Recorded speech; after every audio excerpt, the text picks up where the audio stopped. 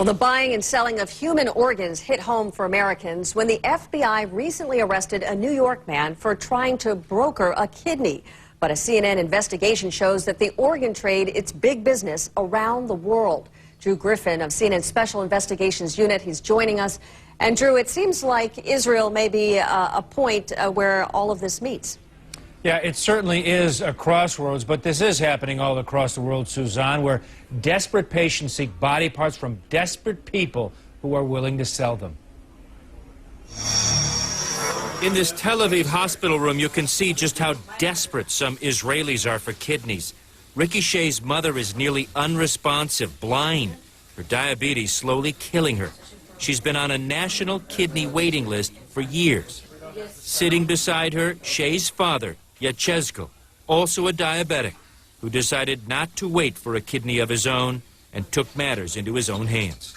And my father didn't want to be like my mother. So in April, Yechezkel cut a deal with a man who buys and sells kidneys, a kidney broker, who for $100,000 promised new life. The broker? Yes, the broker is not, he's a killer. He went to him and suggest him that for 2 days he became a new man. Come with me, 2 days, $100,000. Come with me. Yes. To China. To China. Once in China, Shay says her father was taken to a rural hospital. A teenage girl was waiting there, the broker paying $5,000 for the kidney that would go to Yechezkel. The surgery went poorly. Shay captured these images on her phone of her father in what she described as a filthy hospital. The donor, Shay says, died shortly after surgery. No one knows why. She was 18 years. She was just a child. And I understood that they gave him $5,000 for her kidney. She died. The broker has yet to face any sanctions. Until just last year, the entire transaction was not only legal in Israel, but some state-sponsored health insurance actually paid. Nancy Shepard-Hughes studies the organ trade and says Israel has become a sort of ground zero for both legal and illegal transactions. Shepard-Hughes says that as medicine mastered the science of kidney transplant, the numbers of procedures grew. But in Israel, so too did the belief the best way to treat kidney disease was to find a new one. There's a belief, of course, that not only is transplant better than dialysis, but that you want a living donor because it's better than a kidney that was on ice or a kidney that was under a truck. This Israeli kidney broker insists he operates legally because he no longer finds kidneys for clients, but lets clients find their own. But he still wants his face hidden.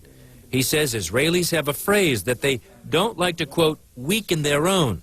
So when his own mother needed a kidney, she would not even consider the one her son wanted to give her.